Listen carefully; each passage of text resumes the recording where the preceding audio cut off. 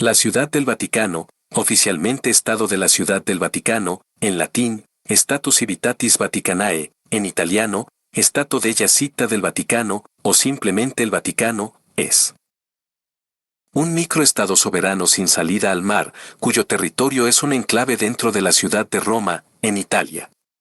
Es el país más pequeño del mundo en extensión y población.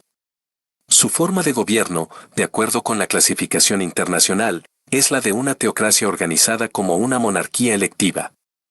La Ciudad del Vaticano tiene una extensión de 0,44 kilómetros cuadrados, 44 hectáreas, y una población de 882 habitantes, por lo que resulta un híbrido de ciudad elevada al rango de Estado independiente, siendo además el más pequeño del mundo. Es tan pequeño que solo la Basílica de San Pedro es un 7% de su superficie, la Basílica y la Plaza de San Pedro ocupan un 20% del territorio, lo que lo convierte en el territorio independiente más urbanizado del mundo. La Ciudad del Vaticano comenzó su existencia como Estado independiente en 1929 tras la firma de los Pactos de Letrán celebrados entre la Santa Sede y el entonces Reino de Italia, que en 1870 había conquistado los estados pontificios. La Ciudad del Vaticano alberga la Santa Sede, máxima institución de la Iglesia Católica.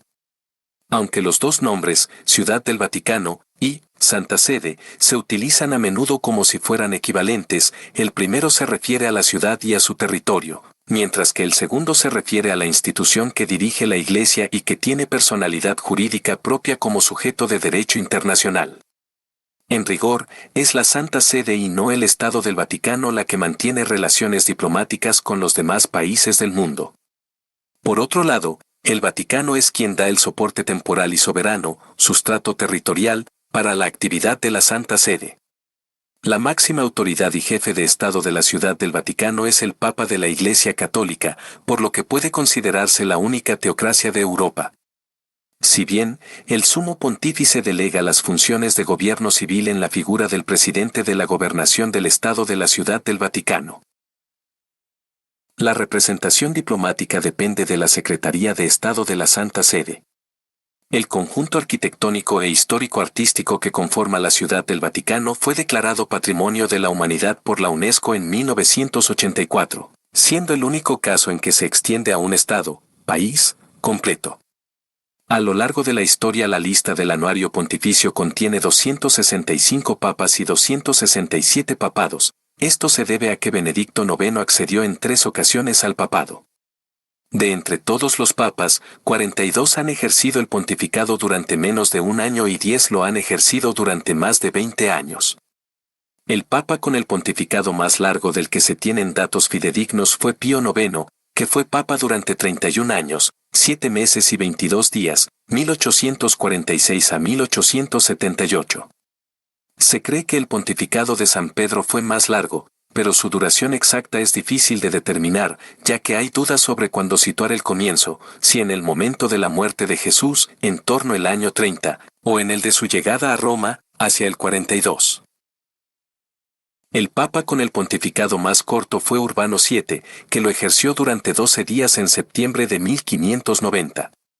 Un número significativo de papas han sido reconocidos como santos, incluyendo a 52 de los primeros 54 papas, y otros están en proceso de canonización.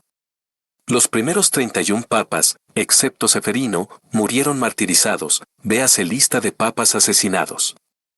En la Basílica de San Pablo Extramuros hay una galería de retratos de todos los sumos pontífices de la Iglesia Católica hechos en mosaico sobre piedra y ubicados a lo largo de las naves y el crucero de la basílica.